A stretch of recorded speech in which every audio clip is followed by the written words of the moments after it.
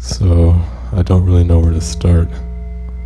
Things are starting to get weird, so I want to document everything going forward in case anything crazy happens. Now, all this is going to sound pretty crazy. Believe what you want, but I know I'm not crazy. I know I'm not crazy. The only way to understand what's going on is to start from the beginning. So the earliest memory I have of anything of this nature happening was about 4 or 5 years old, but I've come to believe it started long before that.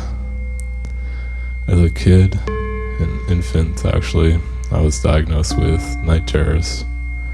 I'd wake up screaming in the middle of the night and virtually never get undisturbed sleep.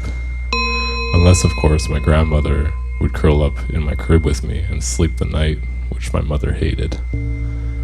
This is pretty normal in kids though, right? I would have thought that too if what I'm about to tell you didn't follow. No one can really remember before the age of 3, and after my college years, I only really have vague memories of that age, living in an apartment with my parents, playing with the other kids of young families in the unit. We moved away from there when I was 3, and the more disturbing memories come a couple years after that. Something that has remained a memory, or feeling really, from when before I could remember, was that I was going to be taken in the night. As I had mentioned, the first, what I'll call, experience that I had was around the age of 4 or 5. I had trouble sleeping alone, so I'd often sleep in the spare room with my sister, which had a bigger bed. This made me feel safe. No one would take me if there was a witness there to tell someone, right? This changed that night. Things were normal. My sister and I were in bed by 8 or 9. Hell, maybe even a little earlier at that age. The lamps were on because I was also deathly afraid of the dark. It was easier to take me in the dark. I fell asleep fairly quickly. Things seemed normal. Out of nowhere, in the middle of the night, 3 a.m., my eyes opened. Now what happened next, I've been told, was sleep paralysis. There's just one key detail that makes me believe otherwise. I sat up. In a daze, I looked around the room and tried to figure out what was going on. I looked up at the window, to the right, to see some sort of small craft under the tree in our front yard. My heart started racing. I quickly glanced at the other window to the left to see it standing there. I couldn't tell if it was male or female, but it was this 3 or 4 foot tall humanoid. I don't know if any of you are into conspiracies, but it looked like a gray. I panicked. My heart sunk into my chest. Its head turned and looked at me, and it looked directly into my eyes. I didn't know what to do. I wanted to get up and run, but I looked down at my sister, and she was still there, fast asleep. I couldn't let it take her. Before I could decide on a game plan, the creature staring at me from the window raised its hand and pointed at me. My body froze. I couldn't do anything but breathe and stare at this thing. Then, out of nowhere, I laid back and woke up the next morning. The morning is kind of blurry. I don't remember how I felt. I do remember telling my best friend about it, and he pushed it off as just being a nightmare. I believed it was a nightmare too at the time. I wish I still did. The next clear memory I have was maybe a few years later. I was a little older and a little more mature. I was able to sleep alone, but was afraid. It was just becoming weird for me to be sleeping with the lights on and with my sister in the bed, and even I knew that. I was sleeping upstairs in my own room, which was close to everyone else's, and most nights were fine. Except this night. I remember trying to fall asleep, but nearly falling into a panic attack instead because my gut just told me something was going to take me that night. Might have even made a fuss with my mom before going to sleep. Oh well.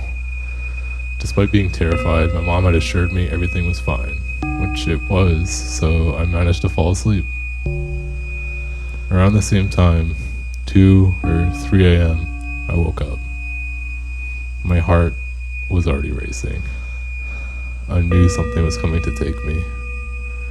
I laid there completely still, looking around my room with my eyes, making sure I was safe.